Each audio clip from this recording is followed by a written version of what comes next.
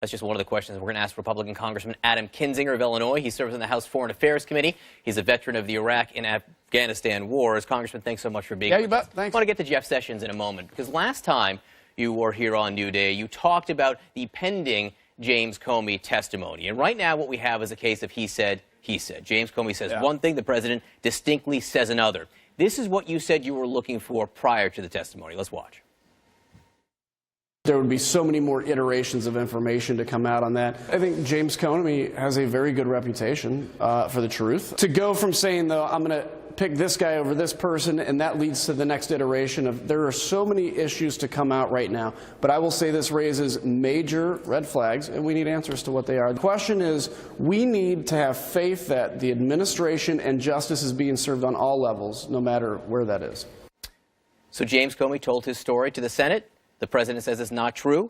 Who do you believe? Well, it's hard to tell, and that's why we need every iteration of information. That's going to include Comey. If Sessions testifies tomorrow, that's going to be essential.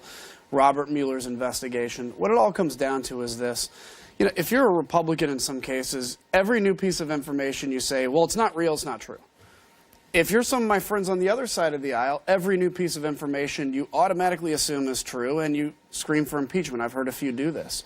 Look, this for me is about bigger than what it means for 2018, what this means for 2020, what this means.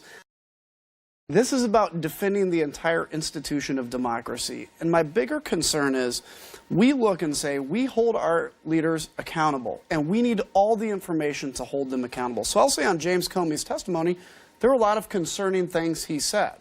I think, without a doubt, the president acted improperly to ask. Now, does that rise to the level of obstruction of justice? I don't know. I haven't heard people make the strong case that that does. But I think there is a lot of more information that needs to come out. And people have to have patience that this kind of follow through that line. But it is notable. You're a Republican congressman. It's June 12th, 7:21 a.m. As you sit here this morning on Monday morning, you're not willing to say you believe the President of the United States that he did not say those things to James Comey. Well, I mean, look, you have what the President says that he didn't say that. James Comey said he very much did say things like, I hope you call the dogs off, basically, or in this investigation. My question is, does that rise to a level of obstruction of justice? And I haven't seen a case made that it is. I've heard a lot of folks say, and I agree, if there are tapes in the Oval Office, we should hear those. What do you make of the game? What do you make of the game? The president's been dangling this notion out here for more than a month right now. What do you make of the game he's playing with that? Oh, about the tapes? Yeah. I don't know what to make of it. There's a lot of times where I don't know what to make of whether it's something that was put out on Twitter or anything else. I just know that if there are tapes, we want the tapes. I just know that if, in fact, the president is telling the truth on this, that he did not say any of those things to James Comey, tapes will vindicate him. And frankly, people that are calling for his impeachment will look really bad in this case by having jumped to that conclusion. I just say, look, I don't try to overplay this, but, I've served in the military, I've served my country, and a lot of people have, and a lot of people have given their lives to defend this country. And it's not just about the war on terror, it's about defending democracy in the institution. So these questions, to me, go beyond the political implications.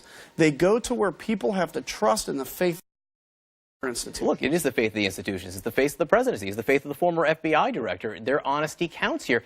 I have to believe there are people for whom you would say, yes, I believe them when they say X, and it's notable that you're not willing to say that about the President of the United States this morning. Well, and I'm not willing to say it really about anybody at this point, because we just, again, when you have the President of the United States words against James Comey, against Sessions, and whoever else is involved, if you start playing the kind of micromanaging game as an elected official, which is every 5 minutes I'm going to say who I believe at this moment, you're going to end up being probably wrong or right on something. Well, I have faith that all the information is going to come out. And unfortunately, it takes patience to get there, but we have to have patience. The Attorney General, should testify in public? Oh, I think so, yeah.